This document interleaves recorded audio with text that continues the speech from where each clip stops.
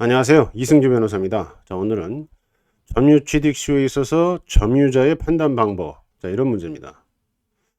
자, 이 문제는 대법원 2013-41790 판결 사안인데, 원고는 사정명의인이었습니다. 사정명의인. 사정받았다고 하죠. 그리고 이제 피고는 소유권 보존 등기를 격려한 사람이에요. 자, 소유권 보존 등기. 일단은 등기는 추정력이 있어요. 권리자가 등기를 했다고 추정이 됩니다. 일단은. 그러면 소유권 보존 등기를 했다면 피고가 당연히 피고가 권리자구나 일단 이렇게 보는데, 사정명의인이 발견되면 그 사정명의인이 소유자가 된다. 이게 이제 대법원 판례입니다. 그래서 원고가 사정명의인인 게 밝혀졌기 때문에 피고의 소유권 보존 등기는 추정력이 깨지면서 보존 등기 말소 청구를 하면 원고가 승소하면서 그 부동산을 원고가 뺏어가는 거죠. 이런 구조가 되는데, 이런 사안에서 대체로 피고는 취득시효를 주장합니다. 점유 취득시효. 점유 취득시효를 주장하고 20년이 넘어갔다. 여러 다른 요건들이 충족됐다. 그러면은 취득시효가 인정되는 사례도 많습니다. 자, 이 사안은 뭐 다른 복잡한 거 얘기하지 않고요. 과연 그 피고가 점유 취득시효를 주장해서 인정되려면은 그 점유자여야 되는데, 그 점유자와 관련된 요건이 어떻게 되는지, 어떻게 판단하는지에 대해서 설명을 한번 해보겠습니다. 원심에서는 피고의 점유 취득시효를 인정하지 않았어요. 요게 이제 그 부동산 중에서도 임야였어요. 산이었는데 피고가 어떤 주장을 했냐면은, 내 그 조상면은 없지만 친척묘들이 여기 있다. 그 다음에 이제 세금도 냈다. 뭐 이런 내용들이 나와요. 그런데 이제 피고가 가본 적은 없다. 이런 것도 나오는 것 같아요.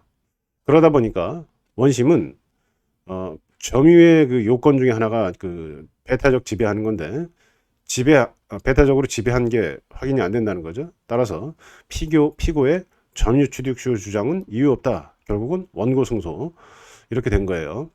자, 그런데 대법원에서는 아니다. 피고가 점유한 걸로 봐야 된다. 뭐 20년간 점유 요건 다 갖췄겠죠.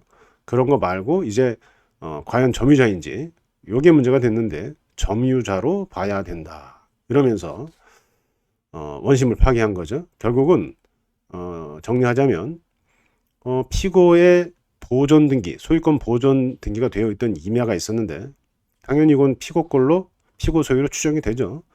그런데 원고가 내가 사정 명의이냐 이러면서 소송을 했어요. 이런 경우에 소유권 보존 등기의 추정력은 깨집니다. 따라서 원고가 승소하게 되는데 다시 피고가 반격을 한 거죠. 점유 취득시효했어. 20년간 다 점유했어. 이렇게 됐는데 다른 요건 차치하고 원심에서는 배타적으로 지배한 것 같지 않다. 친척묘가 두세 개 흩어져 있고 피고가 가본 적도 없다고 하니까 피고의 점유를 볼 수 없다. 그런데 대법원에서는 피고의 점유로 봐야 된다. 이렇게 판결한 거라고 했죠.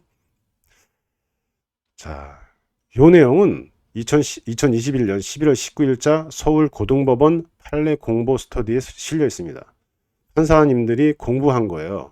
공부해서 스터디에서 이렇게 책을 만들었는데 거기에 나옵니다. 이 판사님들의 생각을 잘 알 수 있는 그런 자료이기 때문에 아주 좋은 자료라고 할 수 있죠. 판사님들이 어떻게 정리를 해놨냐면 대법원 판결이 맞다는 거죠. 보통 종래 판결들은 임야의 점유에 관해서 통상 임야를 개간한 흔적이 있다. 그러면 점유를 인정했대요. 그 다음에 묘를 썼다. 그러면 점유를 인정했대요.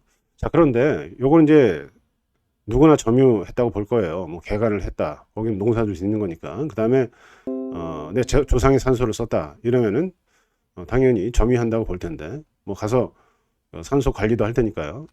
자, 그런데 지금 말씀드린 사안은 애매해죠. 먼 친척 묘가 두세 개 흩어져 있고 그 다음에 가본 적이 또 없다고 하니까 그럼에도 불구하고 대법원 판결이 옳다 이렇게 보셨어요. 공부하신 판사님들이 고등법원에 서울. 자, 논리 구성을 어떻게 해야 되느냐 이런 걸 설명하셨는데 어떻게 생각을 해야 되느냐 이런 것도 쓰셨는데, 일단 무주물, 주인이 없는 물건 빼고는 모두 점유가 있다는 거예요. 일단은. 그 다음에 점유자는 단 한 사람이 보통이다, 일반적이다, 이렇게도 정리하셨고, 그리고 이 점유자를 판단할 때는 지배를 했느냐, 그 점유의 요건 중에서 배타적 지배라는 게 있는데 그 지배를 했느냐, 자 이런 것보다는 누가 점유자인가, 누가 점유자의 제일 가까운 사람인가, 자 이런 걸 보라는 거예요. 이렇게 봐가지고 누가 점유자의 제일 가까운 사람인가 확인해서 제일 가까운 사람이 확인되면 그 사람을 점유자로 보는 것이 옳다, 이렇게 정리를 하셨습니다. 여기 맞는 것 같아요. 요 사안 같은 경우에는 뭐 제가 판례 원문을 보진 않았고요. 요게 이제 미관항 돼 가지고 요거를 그 판례를 신청을 해야 되는 건데 제가 신청을 하진 않고 그 공보 스터디 보고 이제 말씀을 드리는 겁니다. 그걸 봤더니, 정리한 걸 봤더니, 자 종래에 임야를 개발하여 묘를 썼다. 여기 아마 그 조상님들, 피고의 조상님들이 어쨌든 묘를 썼죠. 쓰기는 먼 친척이라고 하더라도 현재는 가치가 없어가지고 값이 올라가기만을 기다리면서 피고가 일단 관리하는 걸로 볼 여지가 있다는 취지죠. 결국은 피고가 점유자다 이렇게 봐가지고 피고의 점유 취득시효를 인정해야 된다, 이런 취지로 판결한 게 대법원이고 요게 타당하다고 봐야 된다, 이런 취지예요. 결국은 여기서 정리할 것은 점유자 판단할 때 누가 지배하는지 이런 것보다는 누가 점유자인가, 점유자의 제일 가까운 사람이 누구인가, 자 이런 걸 판단하는 게 중요하다. 따라서 그 세금도 냈고 등기도 내놓고 이런 것도 고려 여지가 있다, 자 이런 식으로 설명을 하고 있습니다. 자 오늘은 점유 취득시효에 있어서 점유자의 판단 방법에 대해서 알아봤습니다. 감사합니다.